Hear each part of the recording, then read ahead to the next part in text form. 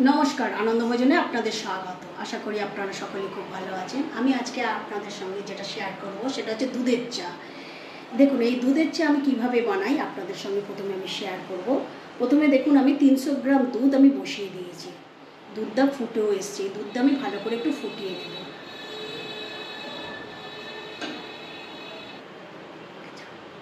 দেখুন, আমি এলাচ, আদা আর লবঙ্গ আমি থেতো করে রেখেছি। এবার আমার দুধটা ফুটে গেছে। আমি এই ফুটন্ত দুধের মধ্যে আমি এই মশলাগুলো দিয়ে দেবো। আদা, গরম মশলা। দেখুন, আমার দুধটা ফুটে গেছে। এবার আমি এর মধ্যে আমি যেগুলোকে থেতো করে রেখেছি, আদা, এলাচ আর লবঙ্গ, সেইগুলোকে আমি প্রথমে দিয়ে দেবো। দুধের মধ্যে যত ফুটবে তত ফ্লেভারটা আসবে, স্মেলটা খুব সুন্দর হবে। এবার আমি এই দুধের মধ্যে আমি চিনি দেব।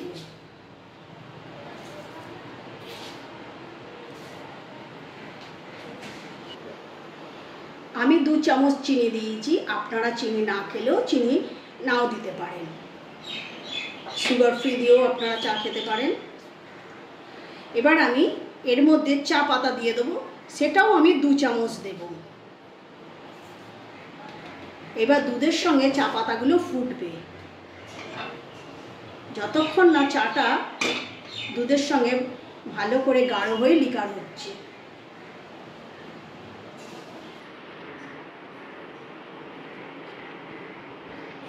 দেখুন কি সুন্দর চাটা ফুটছে দুধের সাথে। আমি 2 মিনিট ফুটিয়ে নেব।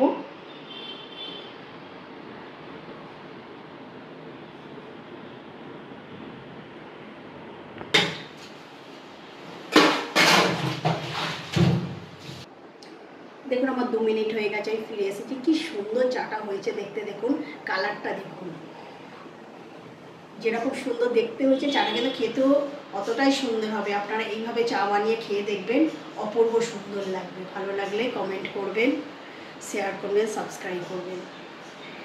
এবার আমি চাটাকে ছেঁকে নেব। কি অপূর্ব দেখতে লাগছে চাটা, দেখুন খেতেও ঠিক ততটাই সুস্বাদু হবে। আমি কিন্তু দার্জিলিং চা ইউজ করি। আপনাদের যেটা ভালো লাগবে আপনারা সেটা ইউজ করবেন।